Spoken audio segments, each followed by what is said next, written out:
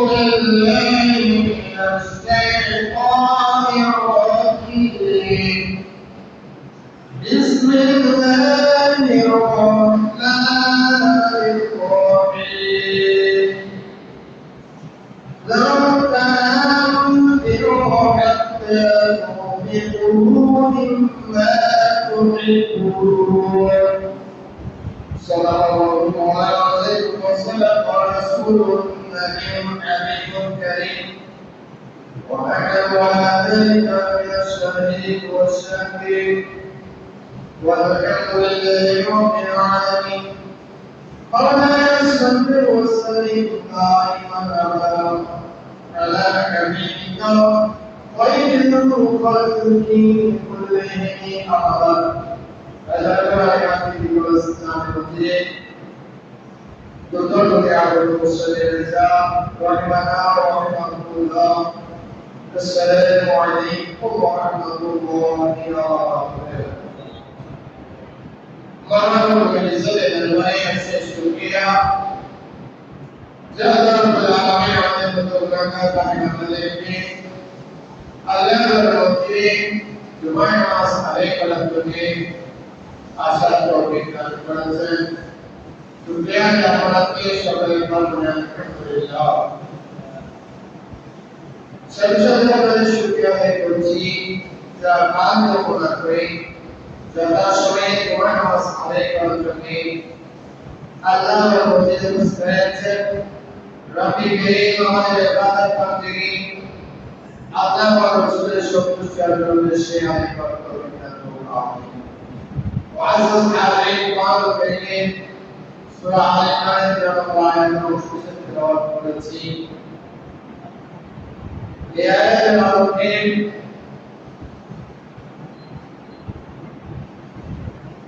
একটি অনন্য ইবাদত দান সদকা আল্লাহর রাস্তায় দান করা ফজিলত উপকার গুরুত্ব সম্পর্কে আলোচনা করার চেষ্টা করব রব্বি করিম আলোচনা শ্রবণ করে সে প্রকারের নাম তৌফিক দান করুন আমিন ওয়াসাস আলাইহি আল্লাহুল আলামিন আয়াতের মধ্যে বলছেন তোমরা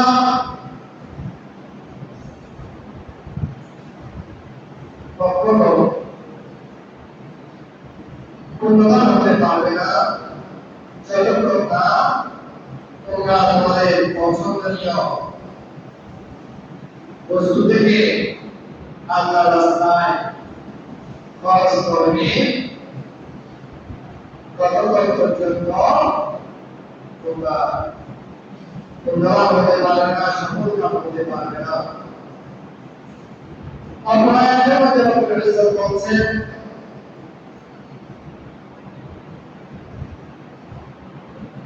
যে ব্যক্তি আল্লাহকে ভয় করে যাকে আল্লাহ আলামিন নিয়ামত দান করেছেন আল্লাহ সেই নিয়ামত থেকে আল্লাহর রাস্তায় অর্পণ করে দান করে আল্লাহ আলামিন তার জন্য তার জীবনে যত কঠিন কাজ পেয়েছে সকল কাজ সফল আল্লাহ তাআলা সহজ করে দিয়েছেন সুবহানাল্লাহ এই আয়াতে যে আমরা উদাহরণ করতে পারি রব্বুল ইজ্জত আমাদেরকে আল্লাহর রাস্তায় দান করার জন্য উৎসাহিত করেছেন এই দান একটি বিতর একটা হচ্ছে সবকে ওয়াজিবা আর একটা হচ্ছে সবকে নাফিলা ওয়াজিব সাদকা এবং যাকাত এটা দান করা এটা ওয়াজিব এটা আমাদের ইবাদত আমাদের হক নির্দিষ্ট ব্যক্তিদের হক আল্লাহ রাব্বুল আলামিন তৈরি করে রেখেছেন ওই অংশগুলো যাকাত দেওয়ার মাধ্যমে আদায় করতে হবে এটা আবশ্যক আরেকটা আরেক ধরনের সত্তা তার কিছু লজ্জা পেলা কিন্তু আবশ্যক নয়। এগুলো করলে আপনি লাভবান হবেন, আপনার ধন সম্পদ এগুলো পরিপূর্ণ হবে, এগুলো বৃদ্ধি পাবে, অসংখ্য ফজিলত রয়েছে। আল্লাহ রাব্বুল কাছে ওই বান্দা কেবল যে বান্দা তার পছন্দনীয় সম্পদ থেকে আল্লাহ রাস্তায় দান করে থাকে। পরিকল্পনা করে আল্লাহ রাব্বুল আলামিন বান্দা তাকে হঠাৎ কি করে দেন, সে দান বাড়তে বাড়তে 700 গুণ পর্যন্ত বেড়ে যায়। এরপর আল্লাহ বলছে আল্লাহু ইলাইহু ইলাইহু বিমাইয়াশা। এরপর যাদের তাদের ক্ষেত্রে পৌঁছিয়ে দিতে হবে, আল্লাহ রাব্বুল আলামিন চাইলে তাকে 700 গুণ থেকে আরো বেশি বাড়িয়ে দিতে পারে। সুবহানাল্লাহ। ইয়া হাসিন তবে এই যে 700 গুণ বাড়িয়ে পাওয়ার ব্যাপারে আমরা শুনেছি অনেক সময় যারা সিদ্দিক রাদিয়াল্লাহু তাআলা উনি অনেক ধর্মান্ধ ব্যবসায়ী ছিলেন, সম্পদশালী ছিলেন। দেখেন সিদ্দিক রাদিয়াল্লাহু তাআলার উপরে চলে অনেকে সিদ্ধান্ত আমাদের সবসময় করি ব্যবসা কিভাবে করবো।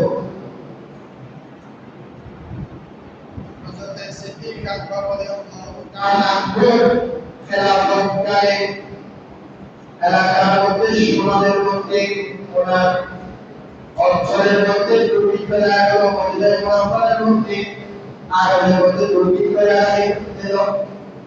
ওই সময়ের মধ্যে তৎকালীন সময়ে মানুষ সম্পদ ইজিপ্ট এর মধ্যে সংকীর্ণতা এসে গিয়েছিল। দুর্নীতির কারণে মানুষের মধ্যে অভাব চলছিল। ওই সময়ে সিদ্দিক রাদিয়াল্লাহু তাআলা ব্যবসায়ী ছাড়া তৎকালীন সময়ে 1000 লোক তার বিদেশ থেকে এসেছিল। তিনি আমদানি করে এনেছিলেন 1000 টন গম। এই কথা যখন ওই এলাকার ওই শহরের আরবের পরিণতা জানতে পারলেন, ব্যবসায়ীরা জানতে পারলেন যে সিদ্দিক রাদিয়াল্লাহু তাআলা আঙ্গুর ব্যবসায়ী করত 1000 টন গম আমদানি করে গেছেন। ওই পরিণতা ব্যবসায়ীরা পায় সিদ্দিক রাদিয়াল্লাহু তাআলার নিকটে, এই সিদ্দিক রাদিয়াল্লাহু আমরা শুনেছি আপনার নিকট যুদ্ধ এসেছে, আপনি আমদানি করে এনেছেন, ওই গমগুলো আপনি আমাদের দিয়ে দেন, আমরা আপনাকে 50% লাভের উপর দেব। আপনি যা কিনেছেন তার থেকে 50% লাভ দিয়ে আমাদেরকে আপনার ওই 1000 টন ওই গমগুলো আমাদেরকে দিয়ে দেন। ওই সিদ্দিক রাদিয়াল্লাহু তাআলা বলেন না, আমাকে 50% লাভের উপর যদি ওই গমগুলো তোমরা নিতে চাও আমি রাজি নই, তো আমাকে 100% আমাকে ওই সম্পদগুলো আমাকে 1000 গুণ বাড়িয়ে দিতে হবে। কারণ তোমরা এগুলো আমাদের প্রস্তাব দেওয়ার পূর্বে আমাকে একদম 700 গুণ বাড়িয়ে দেবেন, এই প্রস্তাব দিয়েছে। সুতরাং আমি তোমাদের 50% লাভের উপর তোমাদেরকে আমি আমার ইনকাম করে দিতে পারি না। আমার প্রিয় তোমরা এই লোন নিতে চাও তবে আমাকে 1000 গুণ বাড়িয়ে দিতে হবে।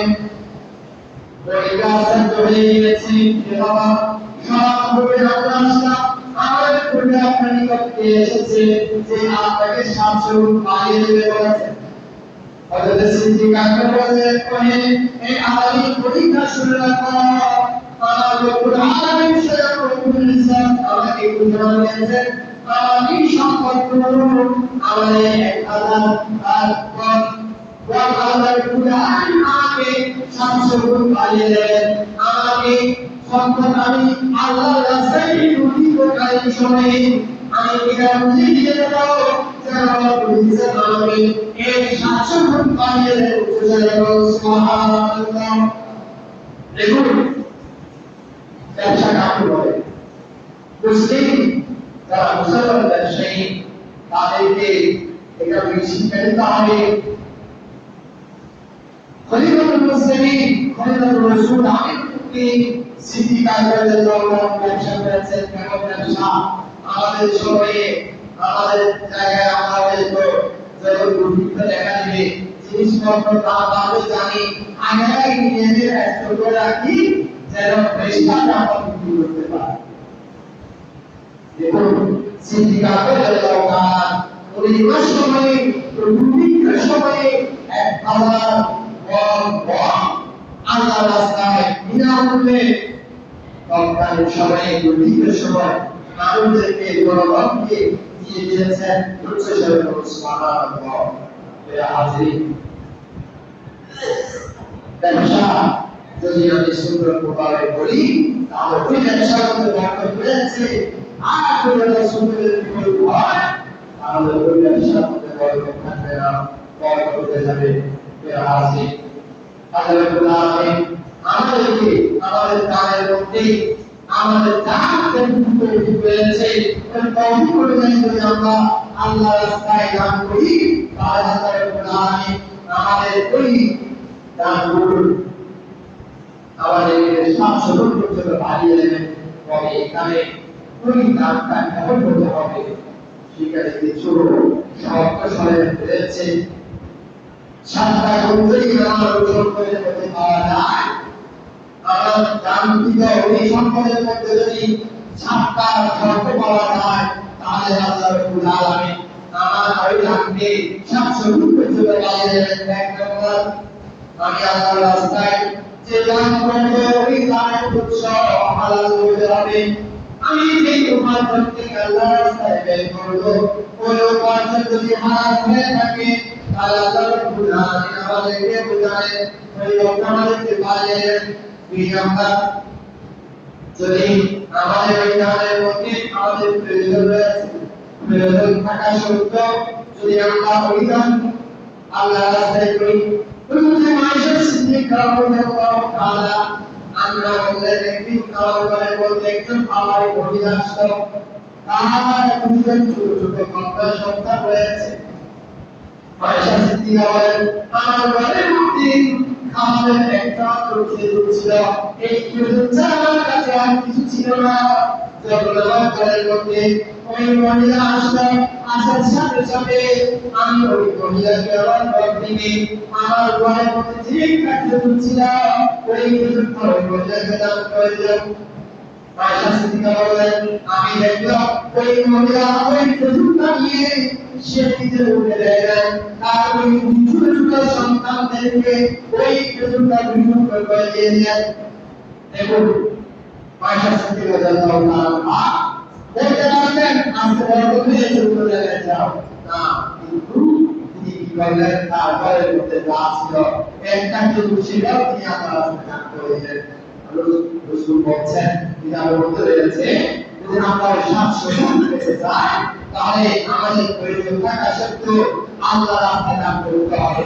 সেটা হক হতে পারে পরিমাণে কম, যদি আমরা সেটাও আল্লাহ রাস্তায় দান করি আমাদের প্রয়োজন থাকা সত্ত্বেও তাহলে আল্লাহ রাব্বুল আলামিন আমাদের কানের প্রতিদান বাড়িয়ে দেবেন। 3 নম্বর, দ্রুত সময়ে সরকার করা, কারণ আপনার সম্পদ এখন আছে কালকে নাও রাখতে পারে। এখন আপনার মন ভালো আছে কালকে শয়তান আপনাকে অসুবিধা দিতে পারে, আপনার স্ত্রীর মাধ্যমে, আপনার সন্তানের মাধ্যমে, আপনার মা বাবার মাধ্যমে, তখন আপনি তার চেষ্টাও করতে পারেন। এই জন্য যখন আপনার কাছে সম্পদ আসবে সুযোগ পাওয়া মাত্রই আল্লাহ রাস্তায় দান করবেন, তাহলে ওই দানের মধ্যে আল্লাহ রাব্বুল বানিয়ে দেবেন। আর যদি তারা আপনার পছন্দ নিয়ে বস্তু আপনার যেটা পছন্দ নিয়ে বস্তু করে বস্তুকে আল্লাহ তাআলা করতে হবে। এখন দুঃখজনক করে শুক্র অনেকে দেখা যায় শুক্রবারে মসজিদের মধ্যে টাকা দেয়, তার বিভিন্ন কর্মকাণ্ডের কাজে টাকা দেয়, এমন টাকা দেয় যে টাকাটা তাকে যদি করে দেয় ঠিক হবে না, মাথা ছিঁড়া টাকা একদম বললে ছিঁড়ে যাবে, এমন টাকা আল্লাহ তাআলা দান করে না। আপনার পছন্দ নিয়ে যে টাকাটা আপনি মাঝে মধ্যে রেখে দিতে চান, তো পছন্দ নিয়ে টাকা, পছন্দ নিয়ে বস্তু আল্লাহ রাস্তায় বেরিয়ে দান করেন, তাহলে আল্লাহ রাব্বুল আলামিন আপনার ওই দানকে বাড়িয়ে দেবেন। পঞ্চম নাম্বার, উপরে দান করা, শুরু করে উপরে দান করা, এমন ভাবে দান করা যে দানের মাধ্যমে দান হাত যাবে না, বা হাত যাবে না, দান হাতে গিয়ে হচ্ছে, এমন ভাবে দান করা এই দানের কারণে কাল কিয়ামতের ময়দানে আল্লাহ রাব্বুল আলামিন আল্লাহর আরশের নিচে ছায়া দান করেন। শাস্ত্রী মানুষকে আল্লাহ রাব্বুল আলামিন আল্লাহর আরশের ছায়ায় আশ্রয় দান করবেন।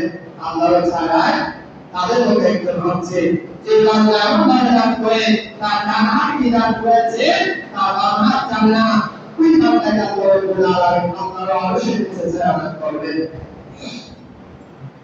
ষষ্ঠ নাম্বার, সরকার দিয়ে দান করে কোরআন না করা, কোরআন না দেওয়া, এবং সর্বোপরি যাকে দান করেছে এমন ভাবে দান না করা যেন ওই দান গ্রহীতা মনে কষ্ট না পায়। যদি গ্রহীতা মনে কষ্ট পায় তাহলে আপনার ওই দানের কোনো মূল্য থাকবে না। অনেকে দান করে উত্তম করে দিল, উত্তরটা আবার দেখিয়ে দেন, এই গুণাটা বলা হয় আপনি যা দিয়েছেন সেটা যদি আপনি দেখিয়ে দেন তাহলে আপনি গুণা দেওয়ার মাধ্যমে আপনি যা দিয়েছেন সেটা বরবাদ করে দিয়েছেন, কষ্ট করে দিয়েছেন। এই জন্য যা দান করবেন আল্লাহর রাস্তায় সেগুলো কখনো দেখান, দেখিয়ে দিবেন না। এই সাতটা গুণ যদি আপনার কাছে পাওয়া যায় তাই আল্লাহ রাব্বুল আলামিন আপনার ওই দানকে 700 গুণ পর্যন্ত বাড়িয়ে দেবেন। আল্লাহ রাস্তায় দান করার কারণে এই দানে আল্লাহ খুব উপকৃত হয়েছে। হযরত আনাস মালিক রাদিয়াল্লাহু তাআলা বর্ণনা করেন, রাসূল করিম সাল্লাল্লাহু তাআলা আলাইহি ওয়াসাল্লাম ইরশাদ করেছেন, আল্লাহ রাব্বুল আলামিন পৃথিবী সৃষ্টি করলেন, পৃথিবী যখন সৃষ্টি করলেন, পৃথিবী চলাচল করতে লাগলো, তখন আল্লাহ রাব্বুল আলামিন ওই পৃথিবীর উপর পাহাড় সৃষ্টি করলেন। পাহাড় যখন সৃষ্টি করলেন, পাহাড় সৃষ্টি করার সাথে সাথে পাহাড়ের সম্পূর্ণ শক্তিশালী হওয়ার কারণে ওই পৃথিবীর চলাচল থেকে স্থিরে আসলো। ফেরেশতারা এটাকে জিজ্ঞেস করলো, ওরে পৃথিবী, এই যে দেখলাম পাহাড় এত শক্তিশালী, শক্তিমান, এই পাহাড়ের চেয়ে শক্তিশালী কোন বস্তু আপনি সৃষ্টি করেছেন কিনা? আল্লাহ রাব্বুল আলামিন বলেন, আমি সৃষ্টি করেছি পাহাড়ের চেয়ে বেশি শক্তিশালী কি জিনিস জানো? লোহা। লোহা হচ্ছে পাহাড়ের চেয়ে বেশি শক্তিশালী জিনিস। এই জন্য লোহা পাহাড়ের মধ্যে বিভিন্ন পাহাড়কে বিভিন্ন করে দেওয়া সম্ভব লোহা দ্বারা। ফেরেশতারা জিজ্ঞেস করলেন, পরবর্তীকালে এই লোহার ভিতরে শক্তিশালী কোনো কিছু আছে কিনা? আল্লাহ রাব্বুল আলামিন বলেন, আমি লোহার ভিতরে শক্তিশালী এই জিনিস সৃষ্টি করেছি, তা হচ্ছে আগুন। আগুন লোহার চেয়েও শক্তিশালী, শক্তিমান বস্তু। এই জন্য যখন আগুনের মধ্যে লোহা দেওয়া হয়, ওই লোহা আগুনের তাপে হয়ে যায়, গরম হয়ে যায়। ফেরেশতারা জিজ্ঞেস করলেন, এই আগুনের চেয়েও শক্তিমান কোন বস্তু আপনি সৃষ্টি করেছেন কিনা? আল্লাহ রাব্বুল আলামিন বলেন, এই আগুনের চেয়েও শক্তিশালী জিনিস হচ্ছে পানি। এই জন্য পানির কাছে গেলে আগুন আর বেড়ে যায়। আল্লাহ রাব্বুল আলামিন জিজ্ঞেস করলেন, ফেরেশতারা, ও আল্লাহ, এই পানির চেয়েও শক্তিমান কিছু আপনি সৃষ্টি করেছেন কিনা? আল্লাহ কুরআনে বলেন, হ্যাঁ, আমি এই পানি থেকেও শক্তিশালী বস্তু সৃষ্টি করেছি, সেটা হচ্ছে বাতাস। এই জন্য বাতাসের কাছে পানি হার মেরে যায়, বাতাস আসার কারণে পানি বাষ্প হয়ে উড়ে চলে যায়। ফেরেশতারা বললেন, বাবু, এই বাতাস থেকেও শক্তিশালী কিছুকে আপনি সৃষ্টি করেছেন? বলেন, হ্যাঁ। বান্দা খালেস নিয়তে যে গান করে, ওই গান এই শক্তিশালী পাহাড়ের চেয়েও, এই শক্তিশালী লোহার চেয়েও, এই শক্তিশালী আগুনের চেয়েও, এই শক্তিশালী পানির চেয়েও, সর্বোপরি শক্তিশালী বাতাসের চেয়েও শক্তিমান উচ্চস্বরে বলে সুবহানাল্লাহ। এই সরকার কেমন শক্তি, কেমন পাওয়ার, হাদিসের মধ্যে রয়েছে, রাসূল বলেন, বান্দা গানে গানে বান্দা এই গান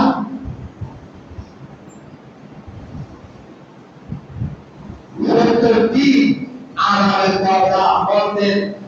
দরজা বন্ধ করে দেয়। এই সরকার রাসূল বলেন, এই গান সরকারের কারণে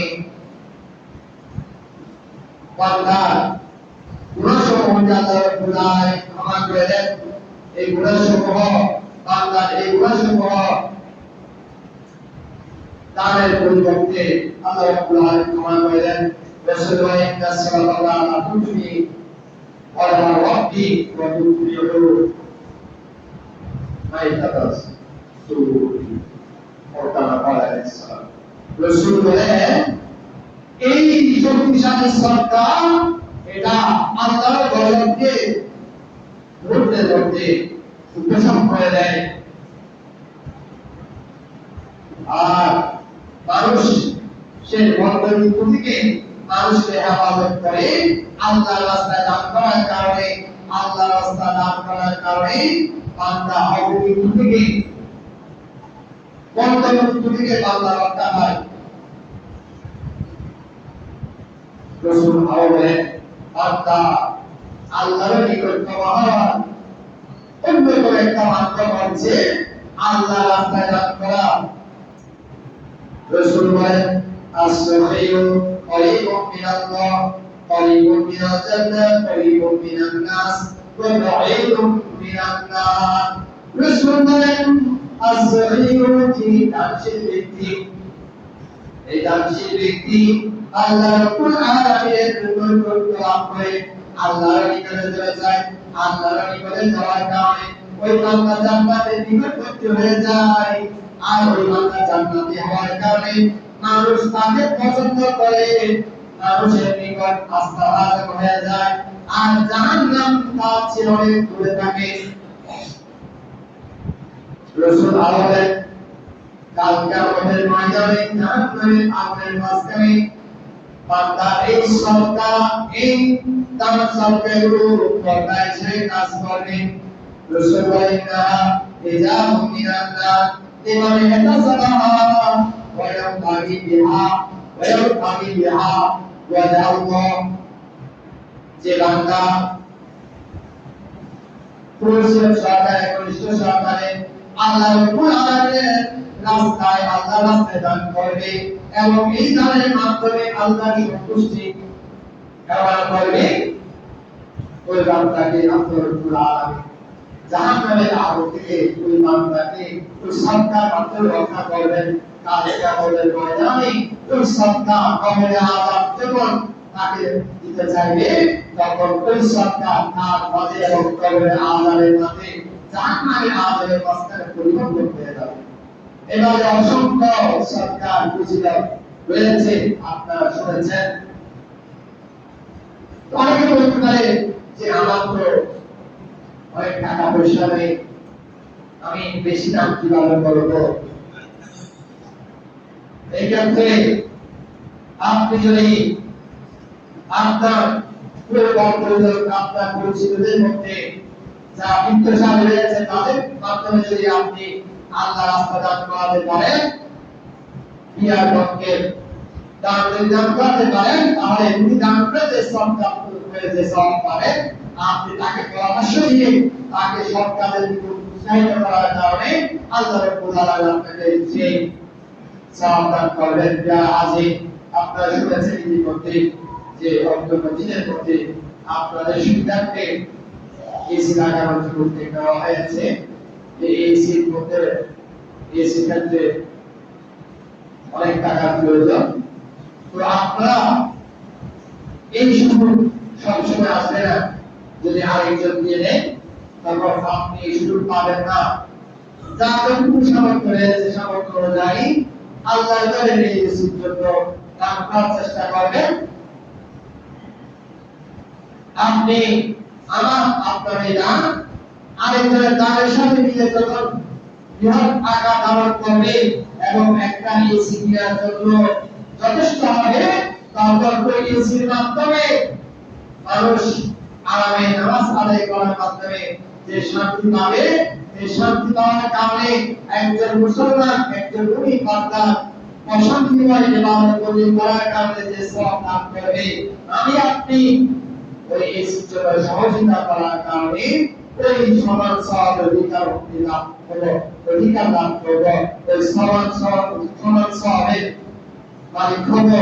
কারণ আপনার আমার কারণে অশান্তিতে ওই বান্দারা ইবাদত করতে পারছে। এই জন্য প্রত্যেকে চেষ্টা করবেন আপনারা সামর্থ্য অনুযায়ী এই এসির জন্য দান করার জন্য আমাদের হেফাজ করে দিতে পারবেন এবং কলেজের হিসাব বিভাগের দায়িত্বশীল মিটুরাই করে দিতে পারবেন। আপনারা স্যারের রসিদে দিতে পারবেন। কারণ এই দানের মাধ্যমে এই কাজকে সহযোগিতা করবেন এবং আপনার আপনার পরিচিত যদি বিত্তশালী থাকে তাদেরকে বুঝিয়ে এই এসির জন্য যদি ব্যবস্থা করে দেন, তাহলে না নাম করে যে সওয়াব পাবে আপনি তাদেরকে বোঝানোর মাধ্যমে সে সওয়াব লাভ করবেন। যে সৎ কাজের প্রতি আয়োজনকে নির্দেশনা দেবে, সেই সৎ কাজ এক কাজ করার কারণে ওই কাজ আমলকারী যে সওয়াব পাবে, ওই নির্দেশনাটা করে সওয়াব লাভ করবে। আমাদেরকে আমল করার তৌফিক দান করুন এবং এই নেক কাজে বেশি বেশি করে সরকার করার তৌফিক দান করুন। আমিন। ওয়া আখিরু দাওয়ানা আলহামদুলিল্লাহি রাব্বিল আলামিন। আসসালামু আলাইকুম ওয়া রাহমাতুল্লাহ। সামনে দিয়ে এসে কথা বলতে